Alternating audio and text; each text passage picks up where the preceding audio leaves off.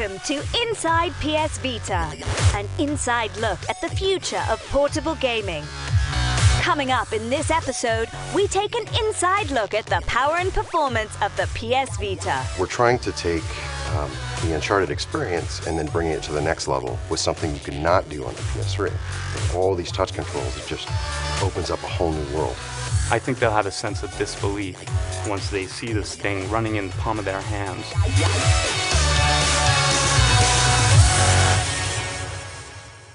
So, what can we expect power and performance-wise from the PS Vita?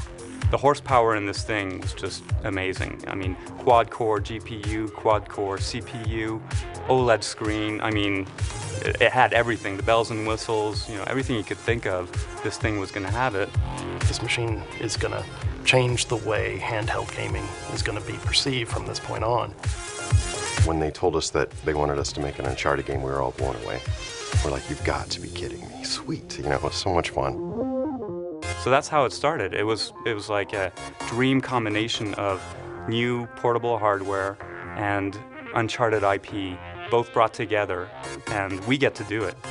We knew that, you know, if we made the best PS3 game we could, on the Vita, we would have failed. And that was our mantra from the beginning. We want to create an Uncharted for the Vita. Naughty Dog was very helpful. I mean, they give us what we needed, animation, environment, and tons of information.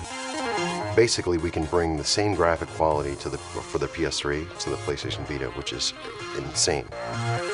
Now that we've got the dual sticks, you know, and then the motion technology, plus the front and rear touchscreen, the two cameras, it's just been amazing.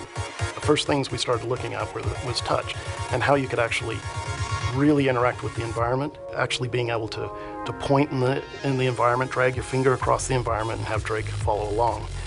When we were doing the back panel, for example, we came up with the idea of climbing ropes. So we were trying always to use the feature of the Vita in a sense that will bring something to the game.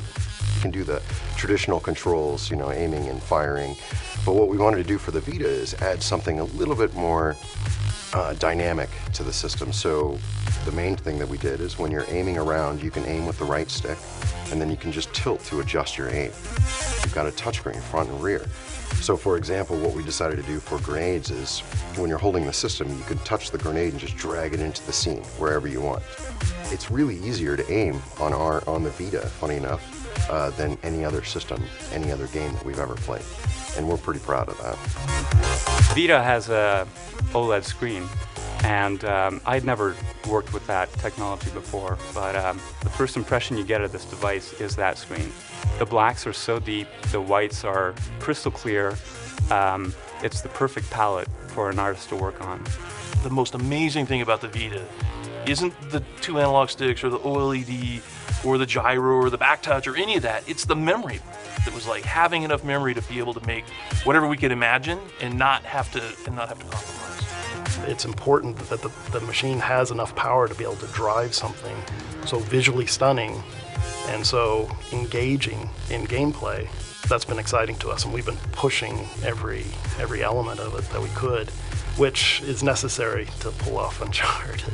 But one thing that's certainly exciting about moving to the PlayStation Vita, especially coming from the PSP, is that we have trophy support now. So, you know, players on the PlayStation Vita are going to get the same sort of gameplay experience that they're accustomed to on the PS3.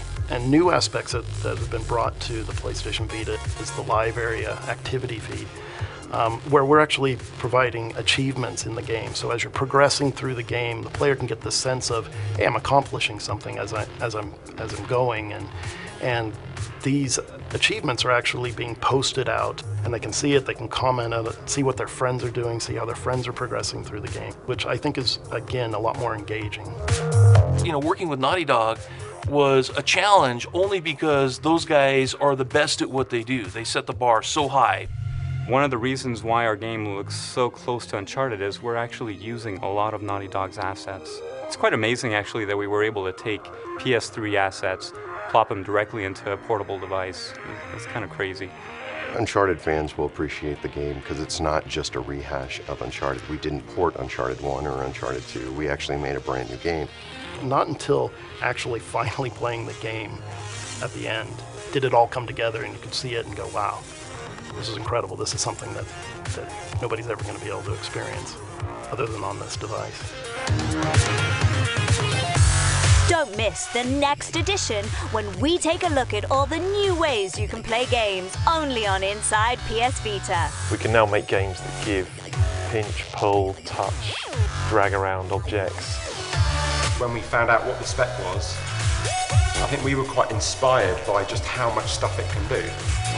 Thanks for watching. See you next time.